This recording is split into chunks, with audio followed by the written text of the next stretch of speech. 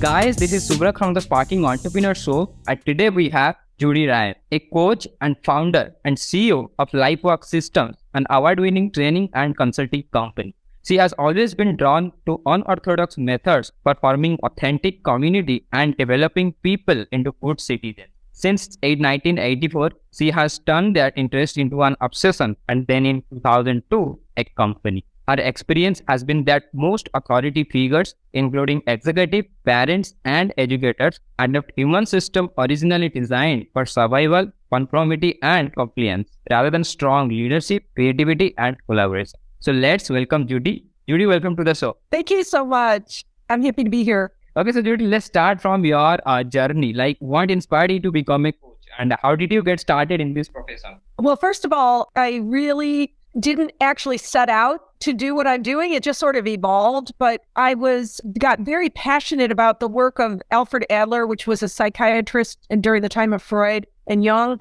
And the reason I did is I stumbled upon it in a parenting organization, and it really started to change the way that I understood how human beings best expand into their potential. I was able to raise my family in a very unconventional way, and it really helped me to overcome a lot of the things that happened in my own childhood. And I started to see how these ways of operating could affect organizations in workplaces, in schools, in lots of different settings, because what basically affects a human being and makes them into the best version of themselves or the worst version of themselves often begins even in early childhood. But whether or not you interrupted in childhood or you interrupted in the workplace, it has to be interrupted. Yeah. So what my coaching is about really helping organizations to create the conditions and the conversations where people can move into the best versions of themselves. So even though I'm a quote unquote coach, I really coach organizations, but starting with the top leaders, but also with people all through the spectrum from CEO to frontline staff. I did that in my own family. When my children, I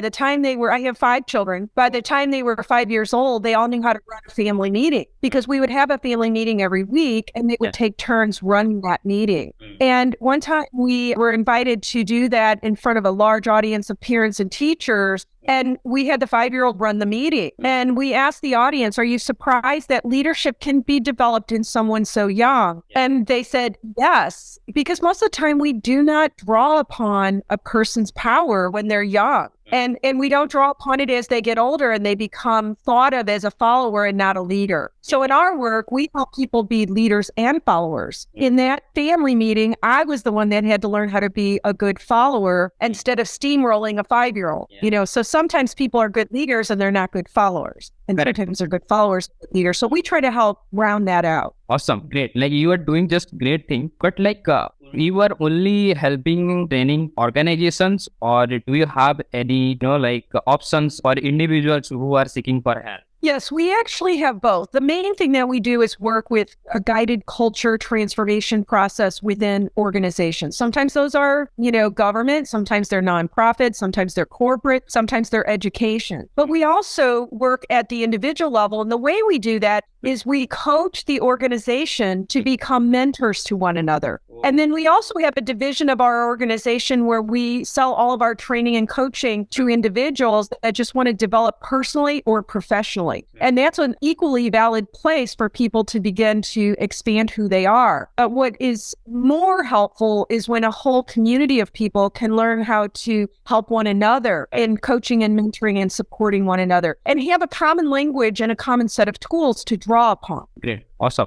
Okay, so since you are getting a lot of experience in entrepreneurship as well as training and consulting, according to you, what are the most important quality for a successful coach to possess? I think it's really that a person that is coaching others is walking the talk, is living from purpose. Like every single day, I think of my purpose or mission, whatever way you want to call it, which is to create a world in which all people love their lives. So I'm always looking for how can I help someone love their life? How can I make sure that your audience loves their life, that they leave with something that allows them to feel more hope, more guidance, more support? And how am I loving my life? If I'm not loving my life, how can I help you love your life? I think it's really important they believe that there's goodness, because our purpose is who we are at our best. So they have to believe that there's hope and they have to have a path that they know has been proven. That's what I have found to be the most helpful. I can speak with confidence because in my personal life, I can be kind of on the shy and reserved side. But when it comes to this topic of helping people and creating a different kind of world. Yeah, correct.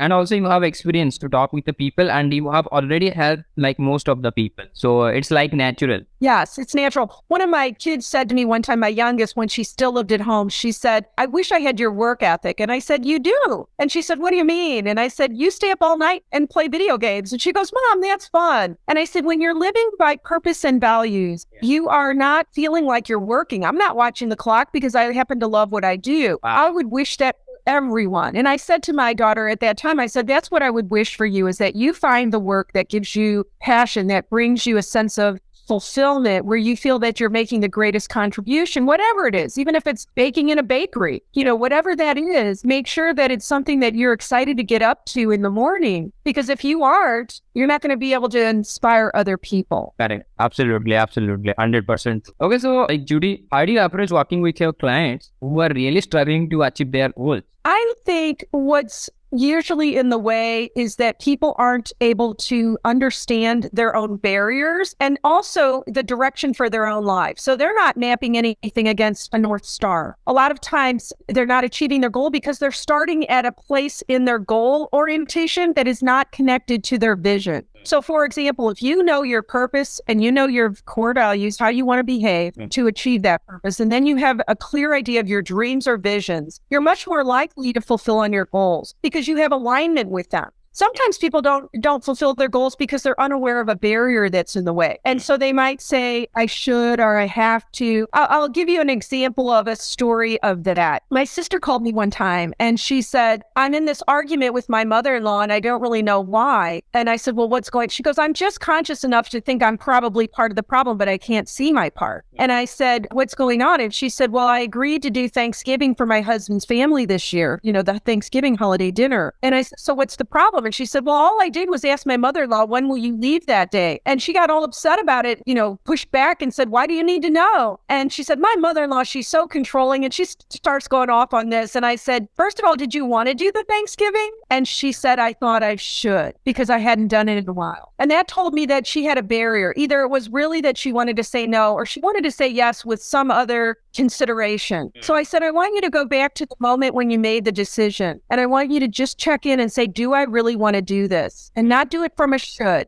And she said, I realize I do want to do it, but I don't want to do it if I have to miss going over to your house for game night. Because on Thanksgiving, we would always have game night after everybody had their meals. And so I said, isn't it interesting that if you had just slowed down for a moment, you would have been able to say to your in-laws, hey, if I can leave by a certain time, I'm the one who wants to do the dinner. Is that okay with everyone? But because she didn't slow down and check in with what she actually wanted, she said yes in a way that wasn't true to herself. So I think a lot of times people don't follow, they may even self-sabotage their goals because they're not taking the time to make sure that everything that they're doing is in alignment. I do that in my own life. If something doesn't fit with me loving my life, I just don't do it. I delegate it. Because otherwise it's going to create a misalignment in my own goals. Correct. Absolutely. Okay, so like Judy, as we are humans, we have to deal with challenges, difficulties, problem in each and every day, right? And as a coach, you are also helping your clients or your students or the organization that you work, that how to overcome, how to deal with like challenges as well as the problems. So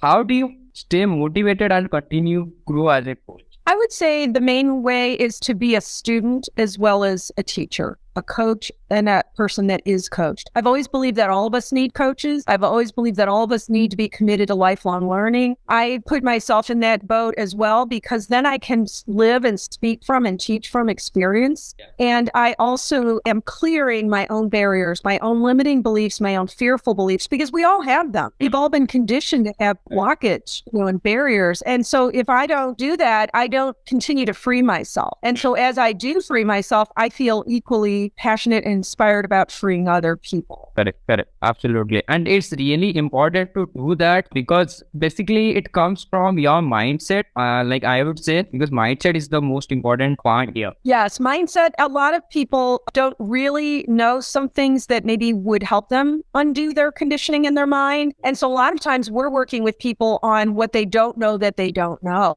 And so the mindset has to go in alignment with any tool training or, technique. A lot of people want the techniques and the tools, but they haven't shifted their mindset. So absolutely true. Okay, so let's move some entrepreneur thing questions that since most of the marketing thing has shifted online. So how do you take the advantage of online marketing? We're really focused on that right now because we have so much content. We have interviews. We have over 250 published articles. We have a published book. We have tons of different individual programs. We have lots of interviews. We have testimonials. And what we're doing is we're working on really helping people to get to know what the work is, because a lot of times they don't know what they don't know. So we want to bring them in through helping provide value to them in the mindset and the information, and then helping them to access some of our surveys. The surveys are very important because they help us understand the individual who wants to develop personally and professionally, but they also help us with the business leaders who want us to score and really look at all of their culture practices and what they're dealing with in their organizations. What kind of challenges are they facing? What sort of desired workforce behaviors do they want? So once we can get people engaged in coming to some of our events, taking some of our surveys, we start to build a relationship with them. And today, because marketing is done through social media, so we're not sending out flyers and,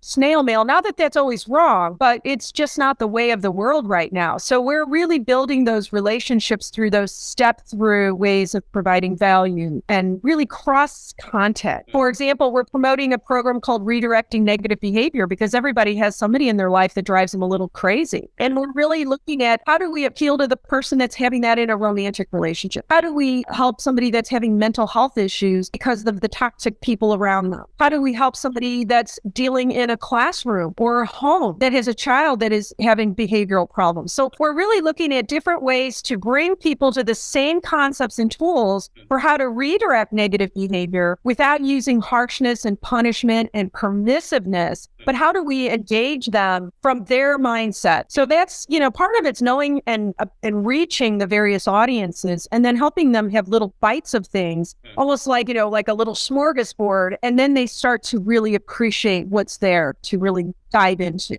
I hope that's answering what you've asked. Yeah. And also most of if I talk about some successful coaches like Tony Robbins, Mel Robbins. So right now they are just making a short form of content video, which is on trending, like Reels or YouTube Shorts. So what's your thoughts on it? Yeah, we've really been working on that because people have a short attention span. So we're taking TV interviews and we're breaking them into little short clips. And really, that is super helpful because it allows people to focus in on various aspects. Even the redirecting negative behavior that I just mentioned, we're doing a little short clip on how to really considering emotional intelligence. Am I self-aware? Am I self-managing? Am I really aware of what's going on in the relationships I have? And am I able to manage them effectively? That's one little snippet. We can do that in 30 seconds and really help somebody to go, oh, wow, I don't know if I am self-aware. Or maybe I'm self-aware, but I don't know how to manage certain things.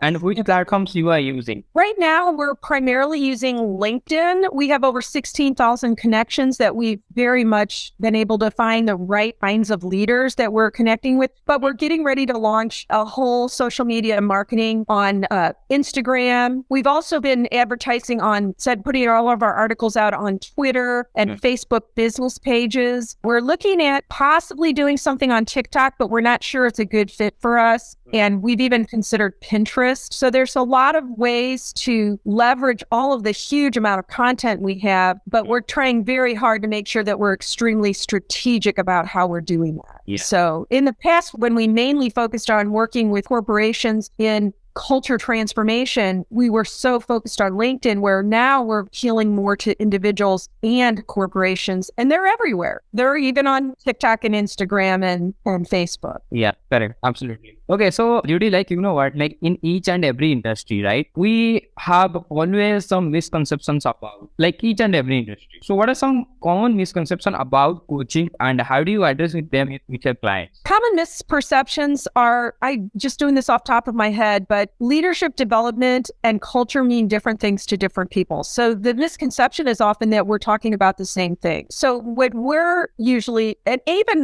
the idea of what is coaching and mentoring. When we work with clients on coaching and mentoring one another, we're not telling them to give each other advice. So let's say I am a CEO. Let's say you're my frontline staff and I'm mentoring you. You could turn around and mentor me back in my model. Because it's not about status or role or tenure or how long I've been in the company or how high I've risen in the company. It's about you and I both knowing how to ask each other the right questions so that I begin to be aware when you're asking me questions of what I need to manage. If it's a relationship, if it's a productivity issue, if it's an engagement issue, if it's a progress issue, and I'm able to ask you similar questions, and I'm able to remind you of our organization's purpose and core values and visions, and to even take time to appreciate you and recognize you. Yeah. But you do the same toward me. Do you see how there's no need to have special expertise to do that? You just have to know how to ask the right questions to support the other person in finding their answers and being able to come up with their own solutions. And so that's a misconception. A misconception to me is that leadership should only be developed in the titled leaders. No, it should be developed in everyone, just like everyone should have a cell phone nowadays.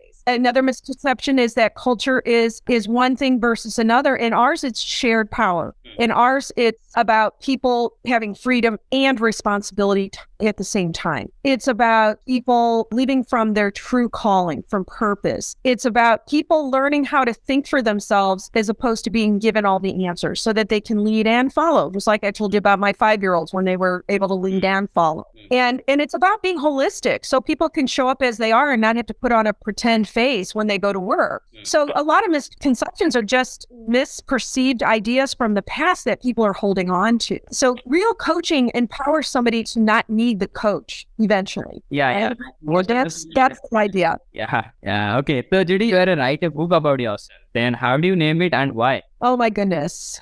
I would probably call it something like The Path to Loving Your Life, because I think when you think of people loving their life, you can picture what that looks like. Right? I mean, I don't know your life, but I can picture you with that smile that I've seen today. And I can picture you telling happy stories to people about what you love about your life. And that's really what is my North Star. And I would want people to know that there is a path to that North Star. Absolutely. There's path to living your life, right? Yes, loving your life. Loving your life. Great. Okay, so Judy, let's wrap up this podcast. But before that, any final message that you want to share with our listener? You know, when we're working with a year-long guided project, when we get to the point where people are asked to identify their own purpose and their own core values, they kind of balk at that. They push back at that. They'll say things like, well, what does this have to do with work? Why do I need to do this? This is stupid, you know, because there's something a little bit abstract about something like, oh, I want to help the world love their lives. And it feels big. And for a lot of people, that's scary for them because they haven't been taught to trust their power.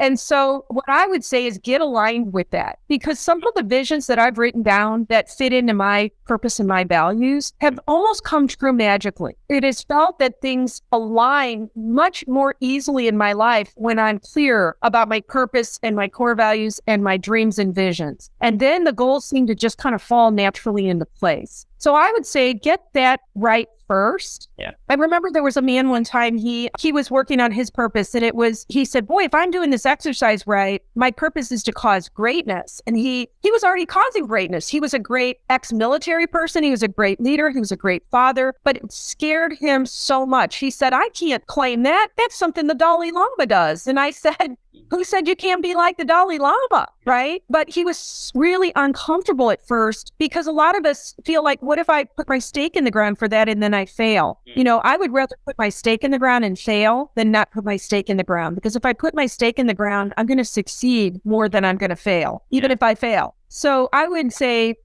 really find somebody that can help you to identify your purpose, your core values, and your visions, because it's going to make what you do more likely to materialize. First, accept the fact that you need someone help, right? Yes, except I do. I help a lot of people, but I need help too. Yeah, accept the fact that you need help and be excited to be a student, not just a leader or a teacher of your own. We all like to feel seen, heard, and understood, but we all need to see, hear, and understand other people's wisdom. Correct. Absolutely. Yeah, I complete 100% agree. Okay, so Judy, let us about your Instagram, Facebook, LinkedIn, or any social media platform like YouTube, so that our audience can get you and our audience can find you and get in touch with you. Right now, LinkedIn, I would have them look up Judy Ryan, or they could look up Lifework Systems. We have the 16 connections on the Judy Ryan page, so we post a lot, but we post a lot on both. We also have a Judy Ryan and a Lifework Systems Facebook page, and we've got an Instagram account set up, but we're not posting to it yet, but it will also be Lifework Systems. So, and our Twitter handle is Lifework Systems.